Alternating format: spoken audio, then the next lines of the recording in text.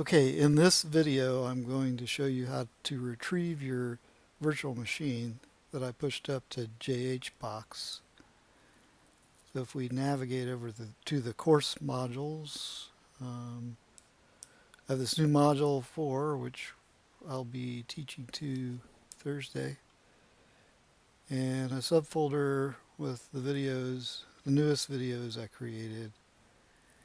There's a link here where you can download the virtual machine.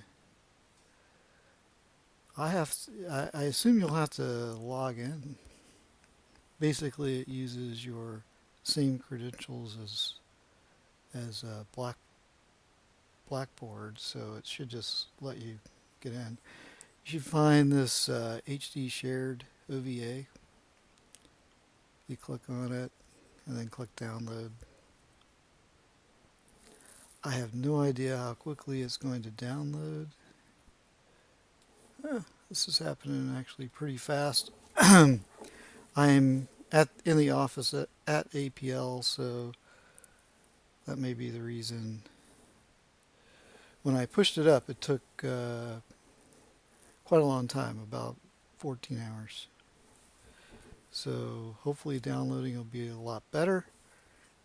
And then the next part of this video, I'll show you how to import the appliance into VirtualBox. Okay, I'm assuming you've downloaded your hdshare.ova file. Double clicking on the file should open up VirtualBox. It's going to ask me if I want to import the file. You can take a look at the parameters. Yeah, you could change the memory size if you wanted to. For example, I have a pretty nice laptop, so I'm going to change this to 4096. Go to 4 gigs.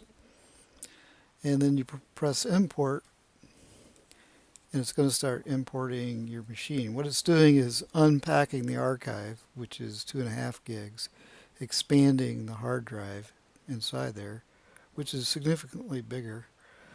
In the end, you'll have all the files you need for your virtual machine, and it'll be installed in VirtualBox. I'll stop the recording now, and then I'll come back when it's finished. Okay, now we can see that the installation is complete. You should have the HD shared VM powered off, ready to go. We'll press start, and HD shared is booting up. I'm going to go ahead and dismiss this. Right now the mouse cap has been captured, but the driver's installed for VirtualBox guest editions. So once it boots, that won't be a problem. I can get it back if I need to. So now it's booted, and we can see that the mouse capture is working. All right, I think I've gone outside the recording frame at this point. Well, I wanted you to see that, yeah, it should boot. You should be presented with a login prompt. I'm going to stop this recording and resume with a larger display. Hold on. Okay, we're going to log in. As a reminder, the password is HDUSER, HD user.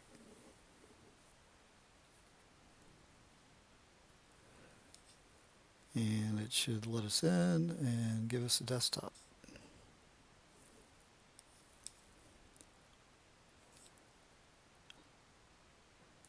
So this is really important. Once you've downloaded the appliance and you start it up, you want to personalize it for you. And the key thing here is recreating the SSH keys. So I'm going to do SSH keygen -T RSA,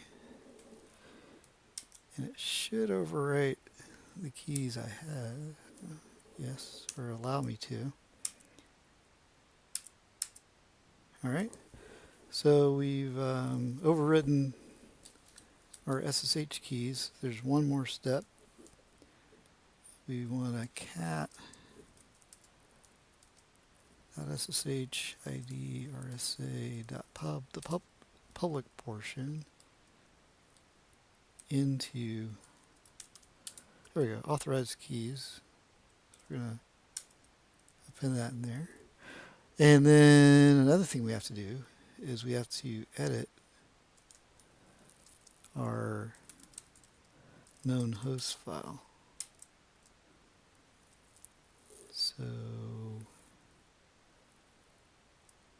we're going to leave the one for, just edit, get rid of this top one here for localhost. And then this bottom one for 0000. All right. So, well, the right and quit. And now, let's try SSH localhost. It's going to prompt us, but then that it lets us in. So the keys are working. Control D to get out of that. Now you should be able to start up your HDFS. So if you do an ls, I put a couple of scripts in there, start up and shut down. So startup.ssh. It may prompt us for a, I don't know if it'll do it this time.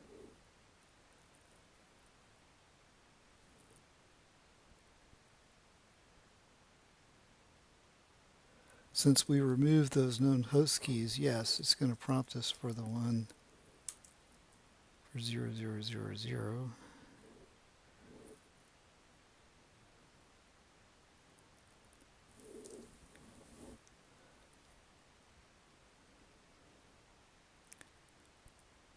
All right, and then we can, that's started up both HDFS and Yarn. You should be able to type any of your commands like HDFS, DFS -ls. And if we just do it like that, there's already a user directory for HD user.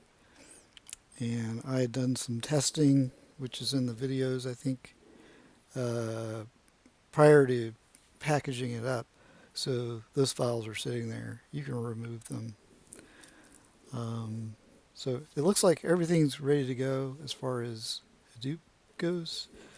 One of the things okay, let's try this first. Before we shut it down, I'm going to bring up a browser. This is the other part of the personalization here. We're going to go to Blackboard.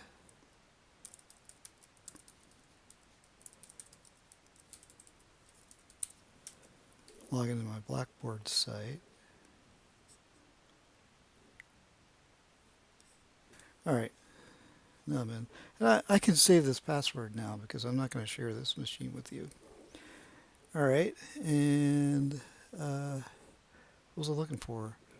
I was looking for a link to GitLab, and I'm pretty sure we have one. Go into the course modules here.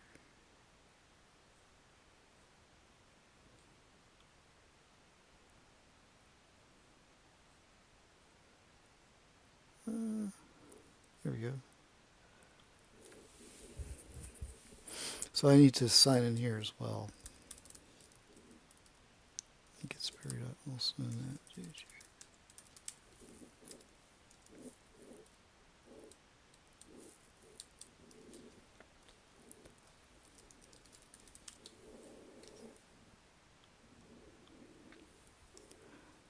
I think I got that right. Okay, remember.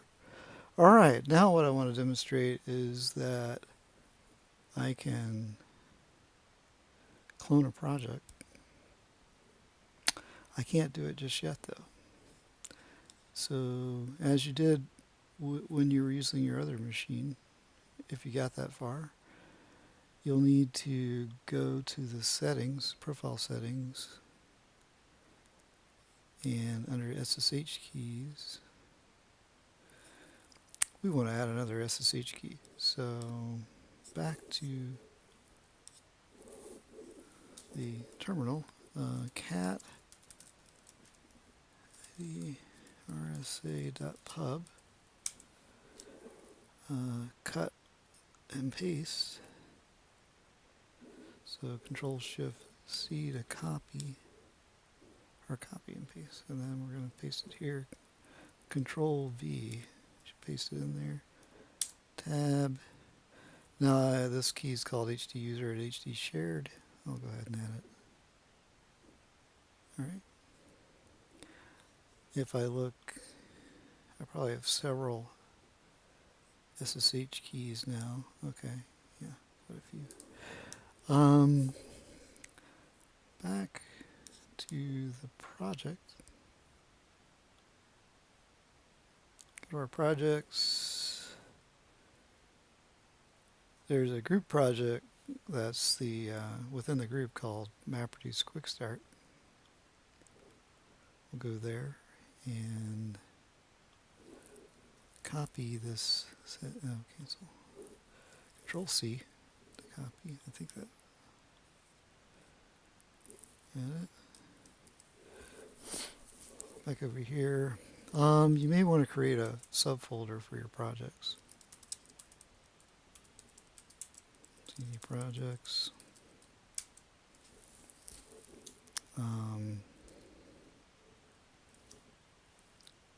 Git clone.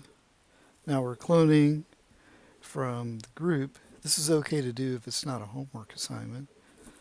So let me just do that real quick. Paste the reference in there. And it should accept my keys, clone into the project.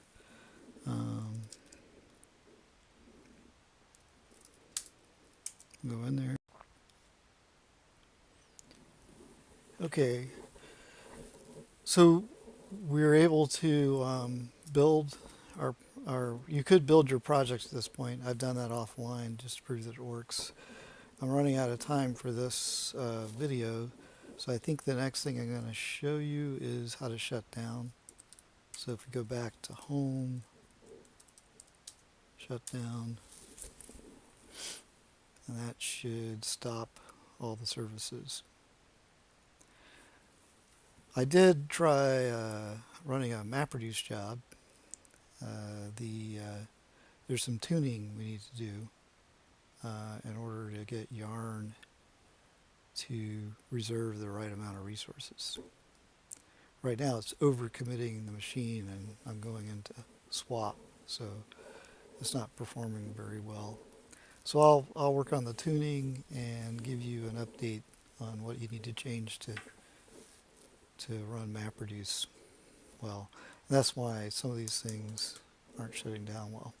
Anyhow, this is hopefully this machine will help you get past some of the problems you've been having, if any, trying to get yours up and going. So this will get you to the point where you can do the homework, and you can certainly do the homework for HDFS using this machine the way it is. All right, thank you.